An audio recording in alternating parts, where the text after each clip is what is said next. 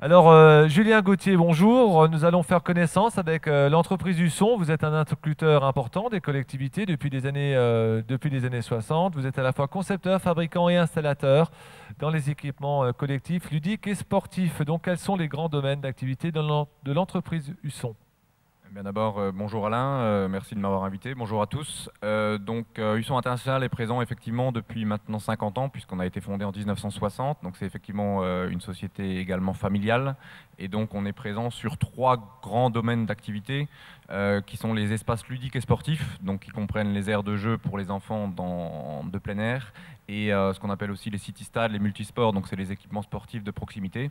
Le deuxième domaine d'activité, c'est le mobilier urbain. Donc c'est l'aménagement des villes et des villages. Et enfin, l'activité principale, une des activités principales de l'entreprise, c'est les tribunes pour les salles de sport et les salles de spectacle. Alors, comment a évolué votre marché ces dernières années? C'est un marché qui est en constante progression. On est en contact direct avec les administrés des communes, puisque les utilisateurs sont les usagers, sont les enfants notamment.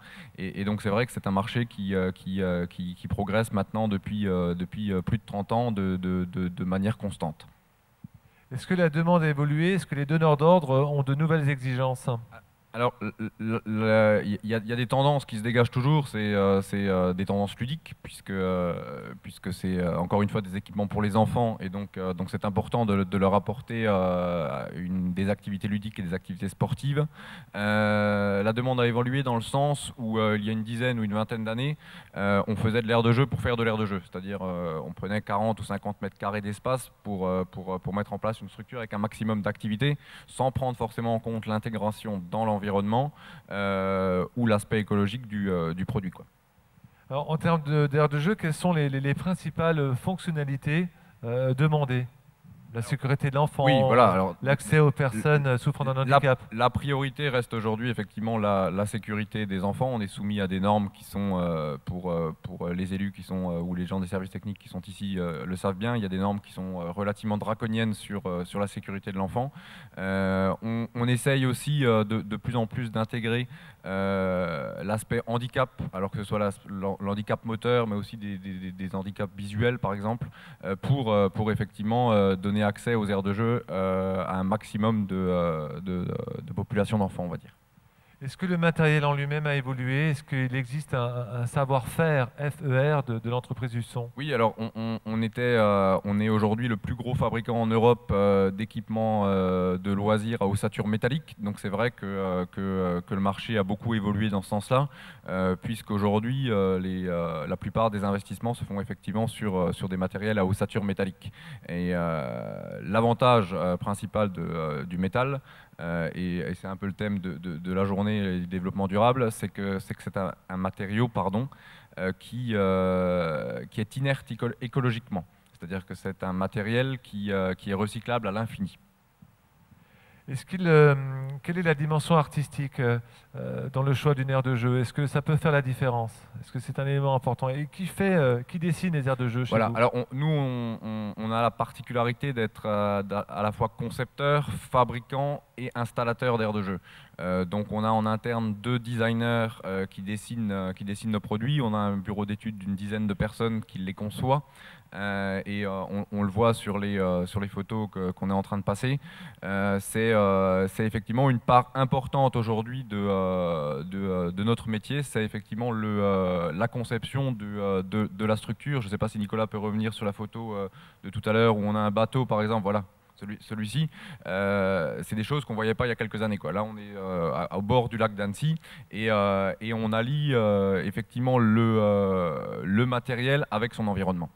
Est-ce que l'éco-conception, on a vu vos usines, on a vu votre centre d'études, est-ce que c'est une pratique réelle dans la fabrication des produits Hisson? Comment vous Oui, fabriquez de façon plus alors écologique aujourd'hui? nous, on appelle ça plutôt de l'éco-design, mais on est un peu dans le même esprit. Déjà, c'est dans la conception et dès la conception, on pense au développement durable, puisque dans le développement durable, il y a le mot durable, et donc l'idée, c'est toujours de créer des produits qui durent longtemps.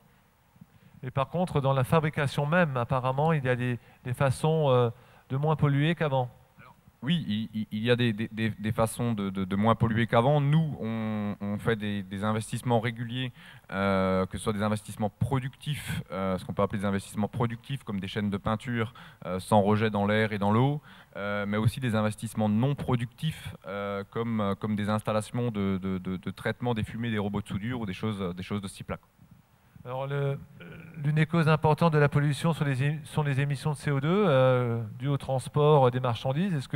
Où sont fabriqués vos produits? Alors, tous nos produits sont fabriqués en Alsace. On est situé au pied du massif des Vosges, donc les 22 000 mètres carrés d'usine de fabrication sont là-bas. Et c'est vrai que le fait de fabriquer en France, de concevoir en France, ça permet de réduire forcément les coûts de transport, les coûts d'emballage et ainsi de réduire les émissions de CO2. Dernière question, si vous voulez bien. Quelles sont les réalisations de Husson en France à l'export? Quelles sont les grandes références que vous avez acquises?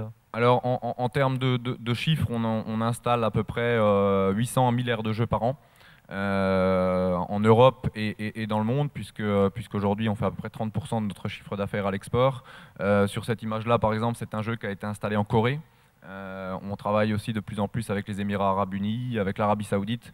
C'est des marchés aujourd'hui qui sont effectivement porteurs sur ce type de produit. Vous avez, je crois, une anecdote à nous dire sur la prise de vue de cette photo en Corée? Oui, alors cette photo, on voit que toutes les lumières des bâtiments à l'arrière sont allumées. Alors ce n'est pas un montage puisque c'est une aire de jeu qui a été réalisée pour la société Samsung, que vous connaissez bien puisque c'est un des plus gros fabricants électroniques du monde. Et ce sont des bâtiments qui appartiennent à Samsung et ils ont demandé à l'ensemble c'est les salariés de Samsung qui habitent dans ces bâtiments-là, ils ont demandé à tous les salariés d'allumer les lumières pour la prise de vue.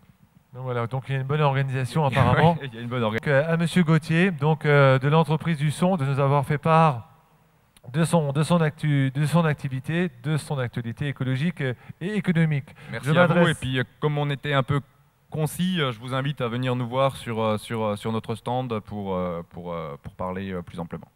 Puisque l'équipe du son, c'est une vingtaine de personnes, donc réparties sur l'ensemble du territoire. C'est une centaine de personnes en fabrication, effectivement, et c'est une vingtaine de personnes qui sont sur le terrain, de techniciens qui sont sur le terrain et qui